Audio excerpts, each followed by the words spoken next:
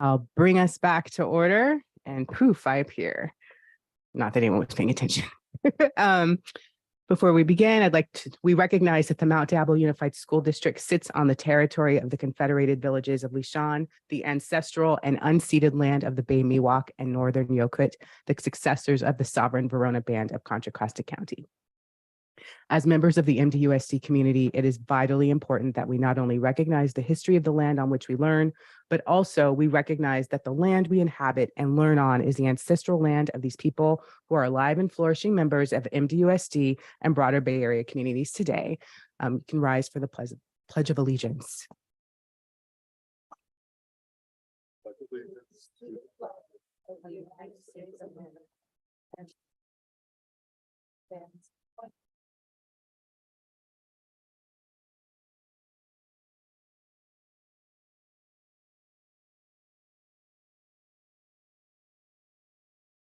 6.2, review and potential approval of the agenda. Any changes? Okay. Can I get a motion? Madam President, I move that the board approve the agenda as presented. I'll second that. Trustee Barrios. Yes.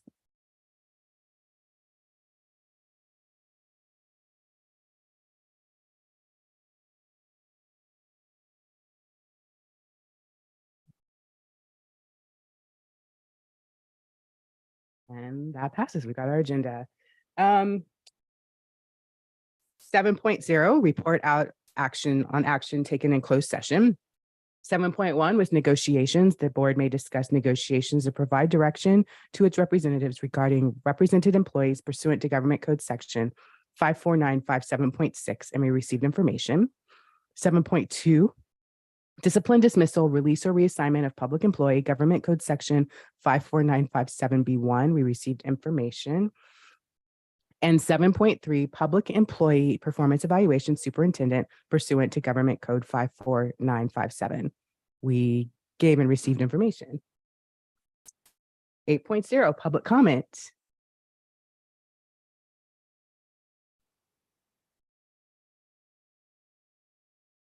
The public may address the board regarding any item not on the agenda. And Michael Schneider.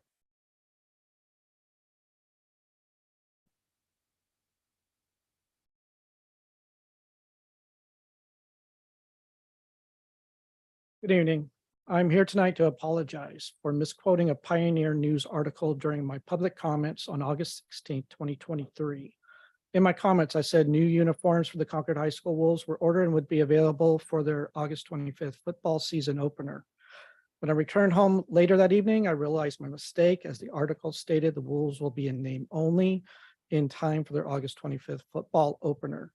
As someone who holds many people accountable for words in similar public forums, I felt it was important to come forward and be accountable for my actions. I immediately notified Dr. Clark via email to let him know I would come here today and offer a public apology. I have taken steps to make sure this does not happen again in the future, including only reading prepared statements and to not rely on my memory on future issues. In closing, I want to say again, I'm sorry for misquoting the Pioneer article, and as a step towards moving forward, I will be making a small monetary contribution to the Concord High School Booster Club at their upcoming crab feed. Thank you. Thank you. 9.0, district or communications. 9.1, district organizations at regular board meetings. A single spokesperson of each recognized district organization may make a brief presentation, and items are limited to those which are informational. And I do not see anyone here. All right, 10.0, recognitions and resolutions. Thank you, Madam President. We have 3, and I will be presenting all 3 of them. First of all, 10.1. It saddens me to have to do this one, but I think it's very important, and as much light as we can shine on this and resources we can provide and just awareness, I think it's super important. So this is resolution 23/24-01, Suicide Prevention Awareness Month, September 2023. Whereas suicide is the fourth leading cause of death among youth between 10 and 14 years of age. However, suicide is preventable. And whereas the Mount Diablo Unified School District is committed to helping schools develop systems of support and interventions that focus on meeting the academic, social, emotional needs of students. And now therefore be it resolved that the Board of Education of the Mount Diablo Unified School District declares September as Suicide Prevention Awareness Month. Be it further resolved that the Board of Education encourages parents, guardians, and the community to support the work of staff to help prevent suicides. Madam President, this resolution is now in the hands of the board. I just would like to say I'm glad that we do recognize this issue. It's a very important one. I was able to attend yesterday a town hall held by Congressman DeSaulnier on youth mental health. There was a lot of really great information there. Members from our Mount Diablo Unified, as well as John Muir Health. And I also want to appreciate the resources that our district puts out on this, particularly the MDUSD counseling site.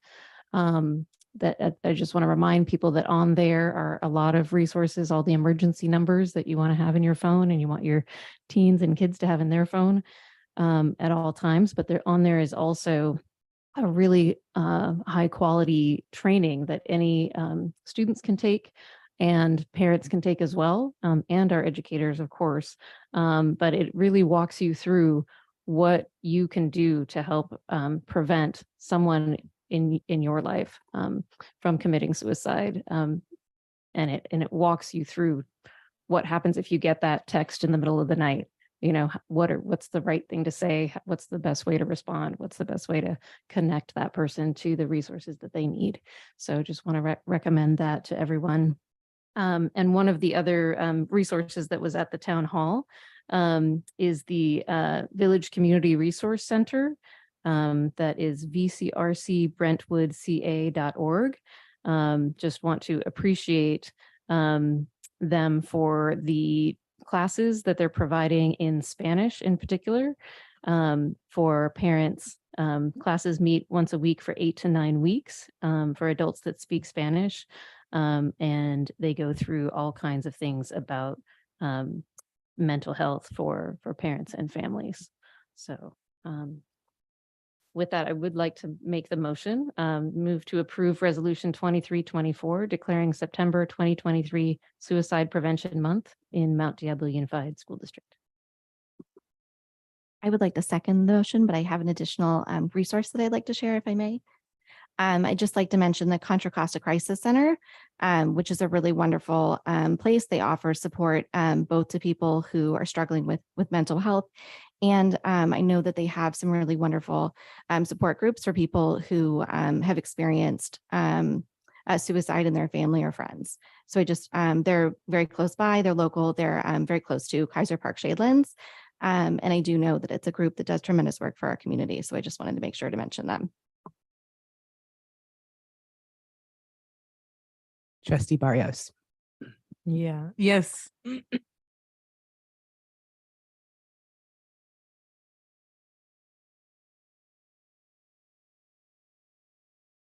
And that passes unanimously.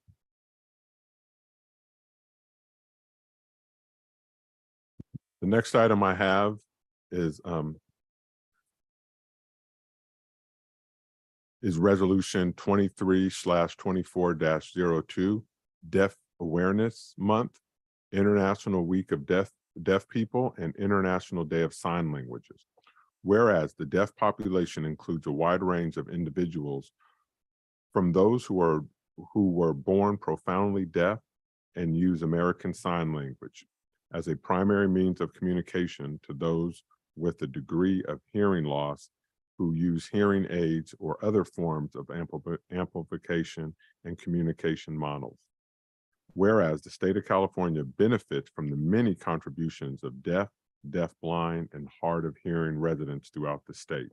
And now therefore be it resolved, the governing board of the Mount Diablo Unified School District hereby proclaims the month of September as Deaf Awareness Month, the week beginning September 19th through the 25th, 2023, as International Week of Deaf People, and September 23rd, 2023 as International Day of Sign Language. And be it further resolved that this resolution be distributed to all schools within the district. Madam President, this resolution is now in the hands of the board.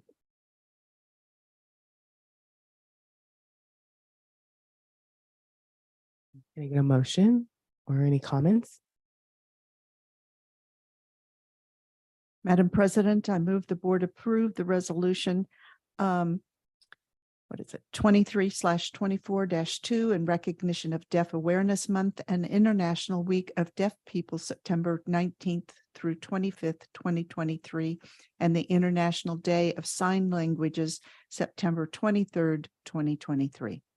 I'll second that. Thank you, Trustee Barrios. Yes.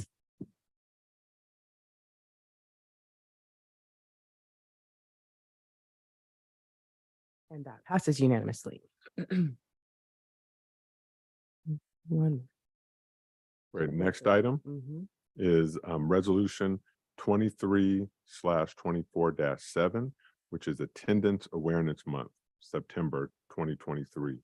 Whereas daily attendance is essential to student achievement and graduation, and we are committed to dedicating our attention to ensuring that all students have access to rich and supportive learning opportunities in all instructional settings. And now therefore be it resolved that the Mount Diablo Unified School District proclaims that our schools will stand with the nation in recognizing September as Attendance Awareness Month. We hereby commit to our continued focus on reducing chronic absenteeism to give all students an equitable opportunity to learn, grow, and thrive academically, emotionally, and socially. Madam President, this resolution is now in the hands of the board. Thank you. Any comments or a motion? Madam President, I'll move that the board approve resolution 23/24-7, recognizing September as Attendance Awareness Month. Second. Trustee Barrios. Yes.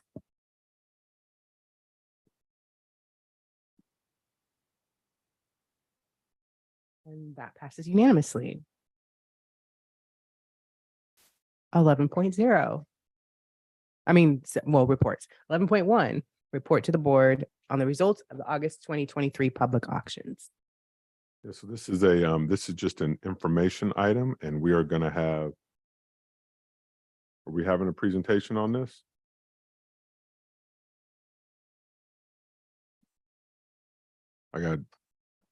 Thank you. I got Melanie and Adrian and Nancy on this.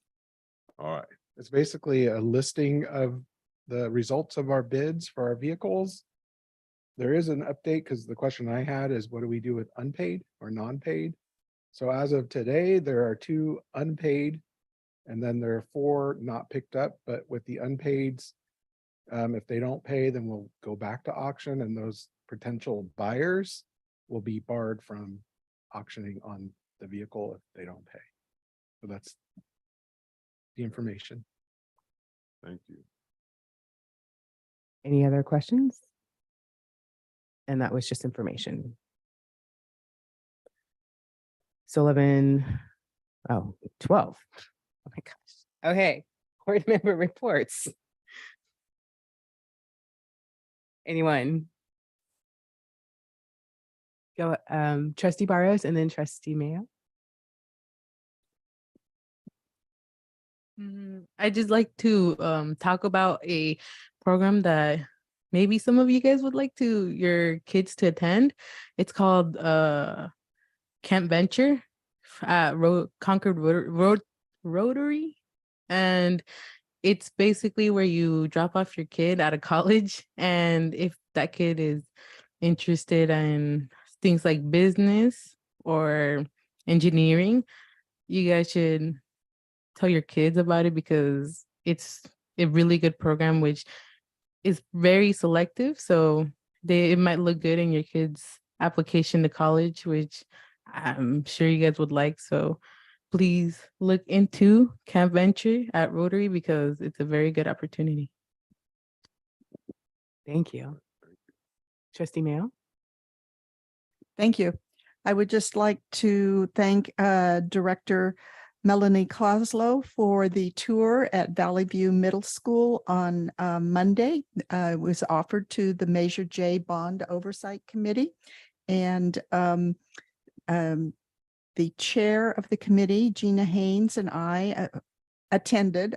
And we, of course, reviewed the kitchen. It's ready to place the concrete. You don't pour concrete, you place concrete. Better get it right. And it's the rebar is there.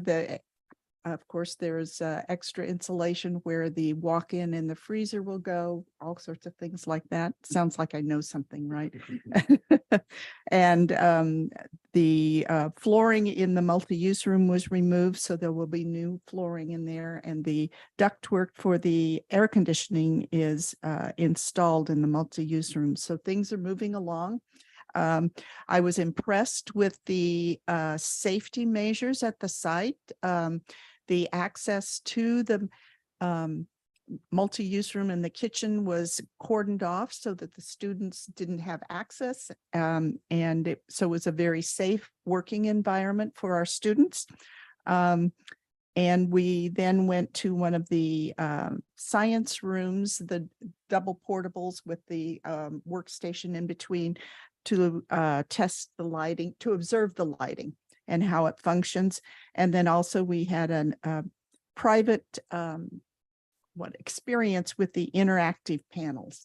And I'm amazed with those, and I would love to have one at my home. So thank you very much for the tour. And I hope that if you see it another one announced in the future, that you would join us, because it's very insightful and you get to see the other departments of our district that do excellent work. Thank you. I know Trustee McFerrin is passing. Trustee Mason, do you want to? Just very briefly, I went to Rio Vista's back to school night last night, and even though it was very hot out, it was packed, lots of kids, lots of parents, and I think they're off to a really good start there. My own back to school, I think, is, well, I think it's next week. I don't know. I just know it's by period. That's all I looked at. It's like where you go for your 10 minutes for first period, 10 minutes for second. Today I had the privilege of going down to LA to attend it was called Child Watch, sponsored by the Children's Defense Fund. And the topic of the convening was, it all focused around efforts of anti-CRT efforts and efforts to eliminate Black history from public education. And I learned a lot, and it was extremely inspiring. And then I was also on a panel where the questions to me was around, as a board member, have we experienced the anti-CRT things that we see around us, but that we haven't yet, hopefully never experienced, and also how we handle Black history or our curriculum. There's questions around the curriculum as well.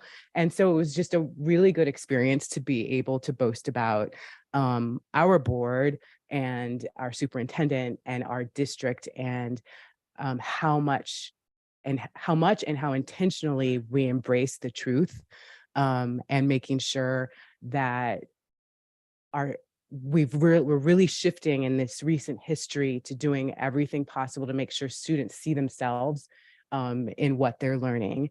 And though we think we're a liberal bastion in California, we know we're not because we live here, but we also know that there are districts in our state who struggle with this because their boards don't believe in and have the same values that we do. So it was really a pleasure and an honor to get to do that today.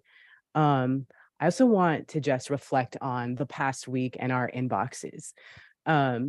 Last at the end of the, I'm pointing at the bully free zone, because at the end of the item last week for Concord High School's mascot, one of the people in the audience said, as he was leaving, read your own sign and don't be a bully. So equating what we were doing as bullying.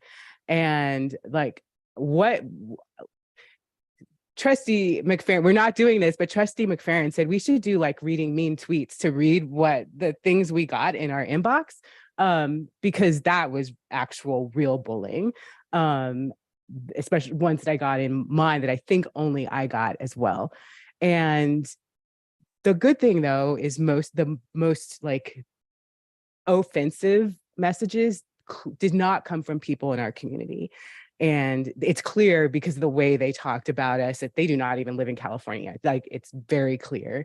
But it's a really bad example that the adults in all of this are really the students who led an effort and did a thing. And that in our thing, it's the adults who are bullies.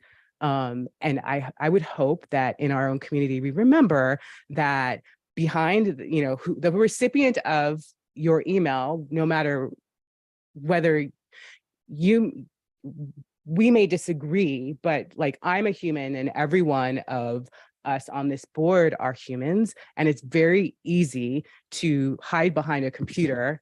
I Googled every one of these email addresses and I found they were very interesting people. There's only one I couldn't identify who they were. That's how I could also confirm they aren't from here.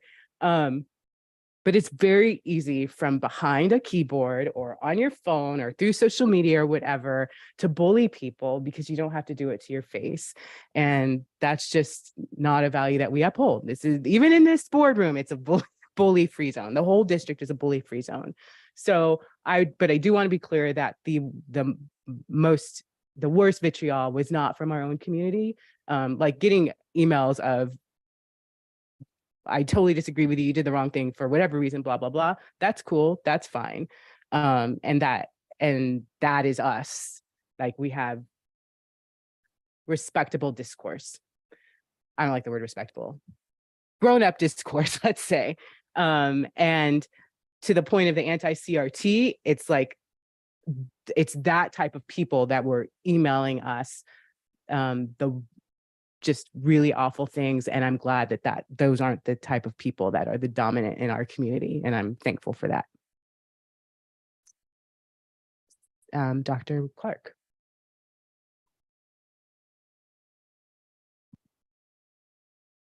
I know we have a short agenda tonight, so I picked this evening to go through an extra long superintendent's report. So,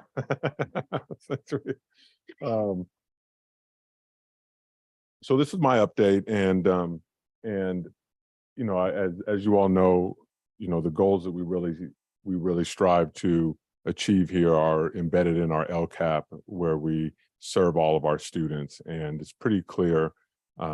You know, we've talked about this enough, and many of our actions and resources are aligned. But I'm going to continue this year to follow these goals and to ensure that that all of our staff and the adults who are in care of our students really follow these goals and really strive to meet each and every one of them. So again, I'm not gonna read them, but those are our LCAP goals updated for this year.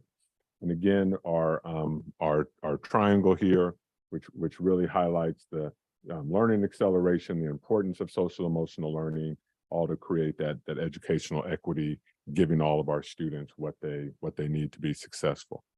And I'm just going to start off with you know, just a back to school 23-24. We just completed our 10th day of school. And this is a teacher's classroom who is prepared for students.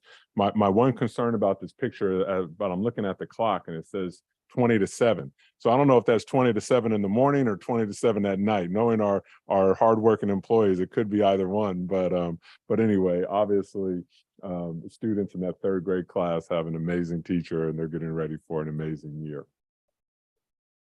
Yes, they are. So I think this kind of sums up what I'm going to talk about today, is that, you know, I've finished up my 3rd year here, and I'm going on year 4. And when I started here, our kids were not in school. and we were all suffering from the pandemic, and the pandemic has really had everlasting effect on our students, on our staff, on our educational system as a whole. And I know now that we are back and things are going, that we tend to focus on maybe some things that aren't super important, or don't necessarily really highlight the great responsibility we have to these young people. And so this is a tweet that I found on Twitter, and it's from one of our parents, and it's dated August 10th. And it's just, happy to say we are all now part of MDUSD. All three of our kiddos are back to school, with the last one starting his first year. Mommy and daddy back to work as well. And I think, like, in the grand scheme of things, like, this is what it's about, right? Our parents are back at work. Our students are in school each and every day. And these three students, they don't know about all the talk that goes on in the world around education and all the debates and things like that. They just know that they want to go to school, hang out with their friends, and be with their teachers. So that's a very special picture there. And then I think also, just as we're talking about how adults behave and how we talk to one another and how we treat each other, and kind of what's going on in the national realm around education. These are kind of like what our kids here in Mount Diablo believe in, right? And our class promise, right? We're going to be kind to everyone. We're going to share and take turns, and we'll take care of our classroom. I mean, like, how simpler can it be? And then over on the other side, I won't read them all, but I'm seeing things like give hugs, clean up after yourself, say please and thank you. Just like those basic things we just sometimes need our students to remind us of. And I am just, so thankful for our students. I'm so thankful for the opportunity to lead this district, and this really is the work why I'm here.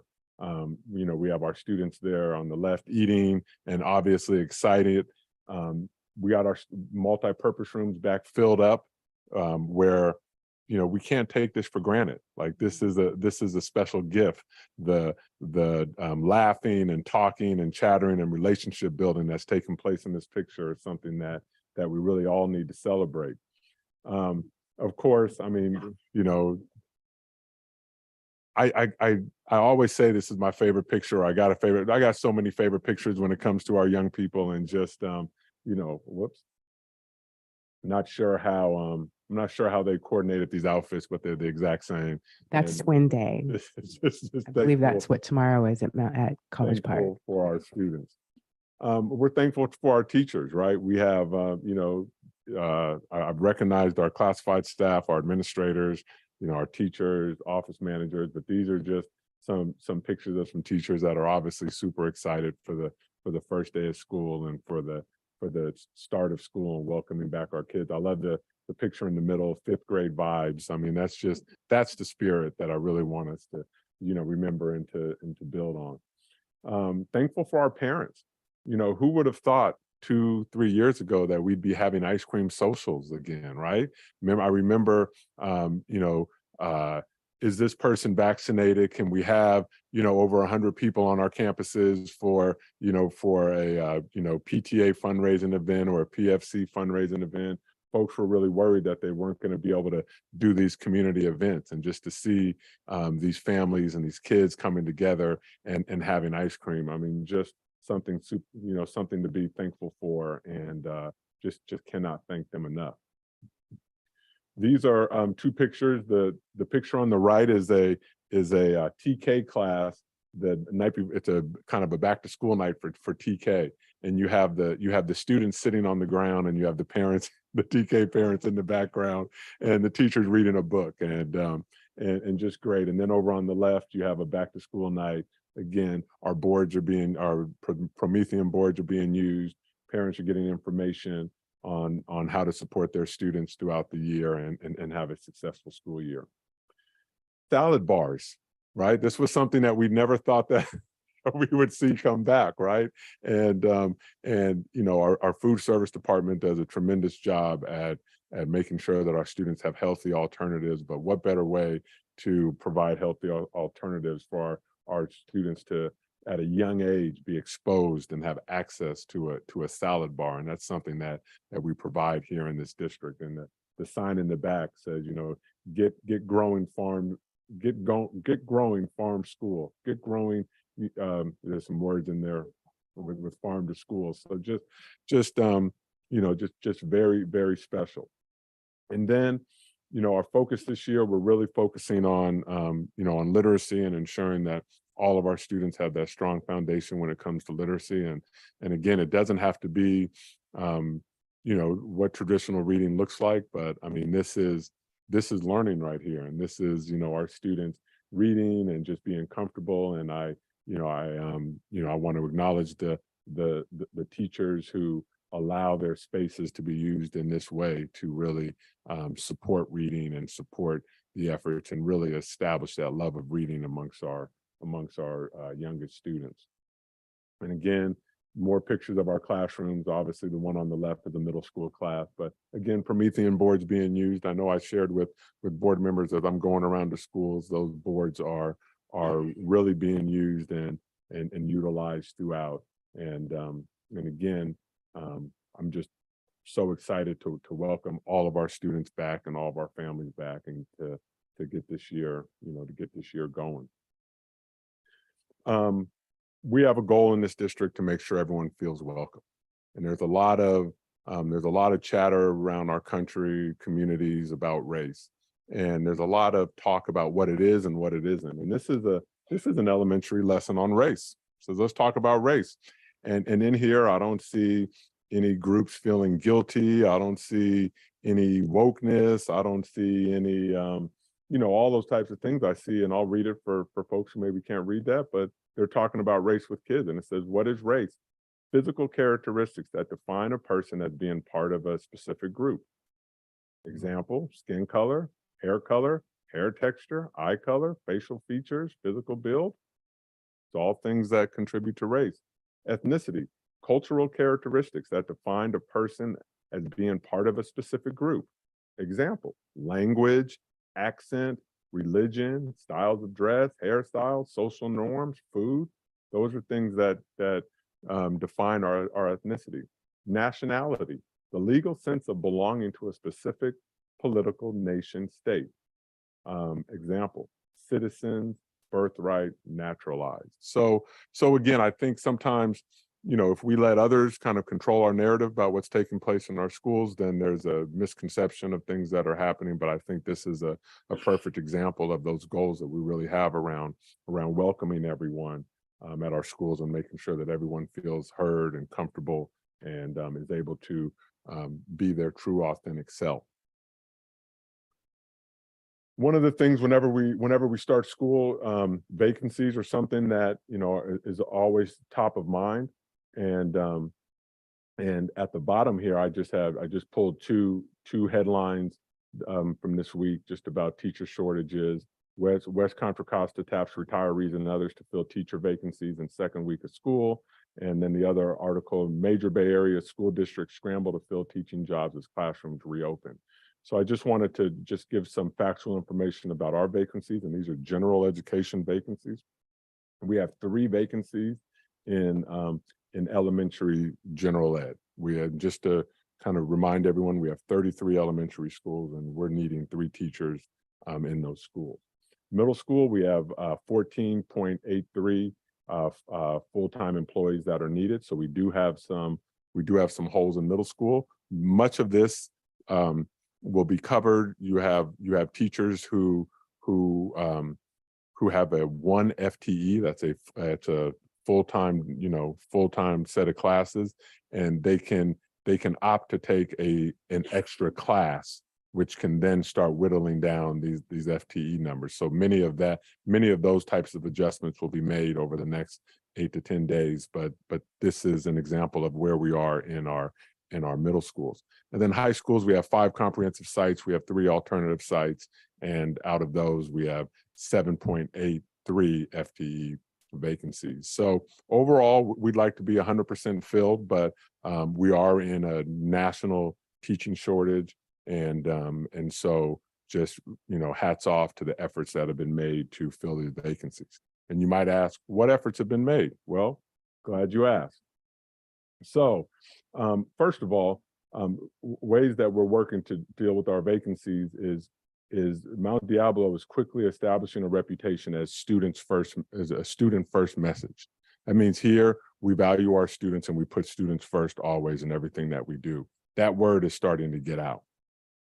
Salary increases in a closed contract. So all of our units have received salary increases over the last several years, and none of our contracts are open as of this point.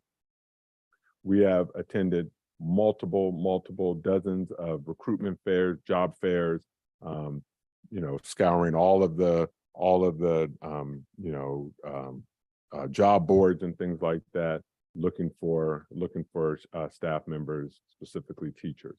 We've offered signing bonuses to both alumni and those who hold special credentials. We've also recruited international teachers. We have teachers in our classrooms right now from the Philippines, from Spain, from Mexico. Our human resources department has had to work with the State Department, work on visas, work with California Department of Education, all those things to ensure that we have proper staffing in our classes. Online advertisements, of course, we're advertising anywhere and everywhere online. We're now starting to go over with some of these really hard to fill positions is we're looking at an online teaching model where we're actually zooming in a content specialist teacher and then having a physical substitute in the room to try to provide our students with those content and with the support that they need to be successful in class. We're providing, new teacher supports, providing, it's not bits anymore, it's teacher support programs or whatnot that qualify for bits. We've also starting in the spring, we're surveying staff, finding out who our early retirees were going to be, or find out if people were moving out of the area or taking positions in other places. And so we sent multiple surveys out to our staff, and we're doing the same with families, sending multiple surveys to our families. Are you coming back? Are you leaving? So that we can properly do what we can to ensure proper staffing. So we don't want to have any vacancies, but just in this climate that education is in right now, we're right along with every other district around us, and we're searching for good people to come and work in our district, a district that values each and every student and really puts students first in our work. So that's sort of the HR thing. The other lingering thing that's out there is school safety. Last year, we put all of our administrators through active shooter training. So all of our administrators last year were trained. We're actually, over the next couple of weeks, we'll be training all of our district teams in emergency preparedness and developing their command centers and implementing their safety plans in case of emergencies on our sites. And so that is taking place over the next couple of weeks. As you know, we work with Rockeye Consulting on that, and those schedules are already out to all of our staffs. We've spread them out geographically throughout the district, so we're hitting all of our different communities, and that's taking place. We've also continued to open up our campuses to police to use for training grounds. So pretty much all of our high schools have been used. We have a great relationship with all of our different law enforcement agencies, and we open our campuses to them when they ask to use them. In March of last year, there was the unfortunate Tennessee school shooting where 3 9-year-old students were shot and killed, and 3 adults on staff were shot and killed. And when events like that happen, we hear an outpouring from the public about our campuses, and are they safe, and are we providing the training, and do we have the relationships with law enforcement, and we do. And so that's why I'm bringing that up, and I'm just not going to talk about it, but the mascot change and the holding of the rifle when we have these school shootings on our campuses, on campuses throughout the country, and students are being killed with AR-15 rifles. We cannot have a mascot holding a rifle over one of our schools. And I've heard the arguments of people who are opposed, and again, we're we're just not going to have it. So I really applaud this board for taking that step. Something that we're really excited about that we are implementing, and see something, say something. It's an anonymous reporting system, and it was created by the Sandy Hook Promise. Again, Sandy Hook was a place where multiple dozens and dozens of elementary students were murdered at school. And so the Sandy Hook Promise is something that we are bringing to our district. It provides a way for secondary students to submit a secure and anonymously safe safety to report safety concerns. And tips can be submitted 24/7, 365 days a year. And they're going to go to a dedicated crisis center hotline to a team of trained crisis counselors. And on situations that are school related, that may not be dire, those will be referred out to the school site, just as we currently have. We have several different systems in place to monitor either anonymous tips or things that come across online, or if it's something that's a safety issue or whatnot, then they will dispatch 911. So this is something that we're excited about it, and all secondary teams of our admin teams and staff teams are already in place, and we're just getting ready to release the student training modules. And then once those modules go out, the link and tip line will be posted on our websites for all of our secondary schools, and with our elementary schools, we'll continue to have a consistent platform out there for reporting to take place. But so again, safety is something that we take very seriously, and I know it's been a while since the Tennessee shooting in that took place in March, but it's something that we need to remain vigilant about and make sure that our campuses are safe. And one of the best ways to ensure that our campuses are safe is the relationships that the adults have with the young people on those campuses, because the young people are the ones who get the information about things that may happen. Most school shootings that have taken place that have been done by students, someone knew about it along the way. So the stronger relationships we have, the more opportunities we have to be informed, so that we can then do what we can to prevent those from happening. So sorry to end on that sad note, but I think that it's something that needs to be said. And I know as parents entrust us with their wonderful, precious students, we first and foremost want to make sure that they're safe and in a safe environment. Then our next goal is to make sure that we are educating them so that they have the skills and the resources to achieve whatever it is that they'd like to achieve. So I know I went a little long this evening, but it was, I didn't give a report really last week. And so just wanted to give a nice positive kickoff to this school year and thank everyone who's had a hand in making that a reality. Thank you. Can I just ask a clarifying question? This goes back to you had the headlines from EdSource. EdSource, yeah. Sorry, I had another name in my head. EdSource. Yeah, you and then you said we're like later on you said we're like our surrounding districts. So you use the West Contra Costa TAPS retirees and others to fill teacher vacancies in second week of school. So and then the other headline, Major Bay Area scrambles to fill. Yeah. Are we scrambling to fill? What I mean is, Yeah. are we as dire as West Contra Costa or the other headline? Right. I mean, we're in the West Contra has far more numbers than we do. But we are just like, for example, today, because this board agreed to raise our subpay, we have an abundance of substitutes now. So what we do with those substitutes are our most consistent substitutes, or our ones who are most consistent, and we know we oftentimes will offer them long-term positions. So we've done that. We've called in retirees. We have and again, this is with all of our positions. We had a retiree in the business office there the other day. We have retired administrators who come and work at our schools. We obviously have retired teachers who come back and work in our schools. So again, the HR department is constantly filling not only the vacancies, but just general absences. and are doing a really good job at that. But we're using all the same methods that other folks are doing, and in many instances we're leading the way in those things. So Are we better off this year at this point than we were last year? absolutely, yes, we are further down the line. We're working extremely hard not to disrupt the kind of the classes that as they've been established right now. I know at this time last year, we had already needed to totally move 3 other teachers from sites to other sites, and a lot of that work is just happening internally.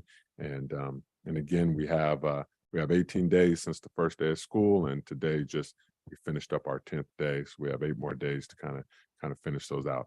Elementary, I really got to give a tip of the cap to our elementary team. They've worked extremely hard with their families, with their teachers, and doing warm body counts every day, and taking attendance and calling folks, and then also with the surveying that we've been doing with parents, and finding out who's coming back or who's still on vacation or things like that. There's just been a lot of efforts out there to make sure that that things are happening.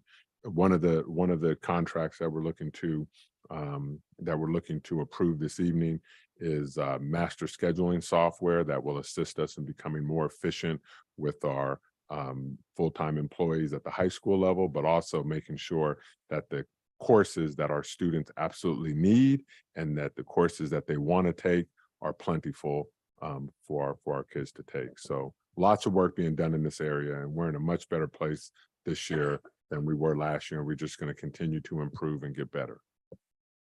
Thank you. I just want to say great job to our team. We've definitely been hearing about school districts that have, hundreds of openings out there. And so to see 3, and 14, like you said, we don't want any vacancies. But clearly there's been a lot of very focused work to make sure that we are filling every possible position. So that's really great to see. Thank you for sharing the numbers on that. And I just want to say thank you for reporting out to the public about the See Something, Say Something as well, because I know that families had asked us to implement that. And we're waiting to see when it's going to come out. And so I love that one of the features of it is that students get trained. And so to see that that's the first step, that makes absolute sense. And it's good to see that that's happening. And then I imagine the next step after that will be that parents and volunteers can also be trained, because as we are interacting with and hearing things and interacting with any different school site, that we know where to go as well to report something that we may hear. So I think I'm really excited that we're going to have that in place for this school year. So thank you. All right, that concludes my report. Thank you. 14.0 consent agenda. Sorry, I'm having this cough attack. Items under consent. Sorry.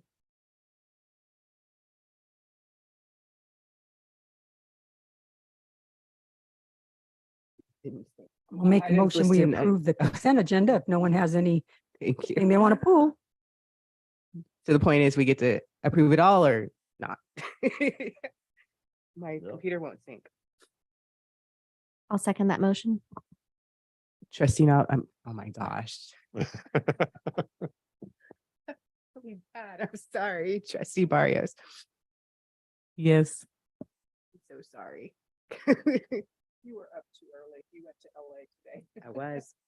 The 4:30 flight or 4:30. I got up at 4:40.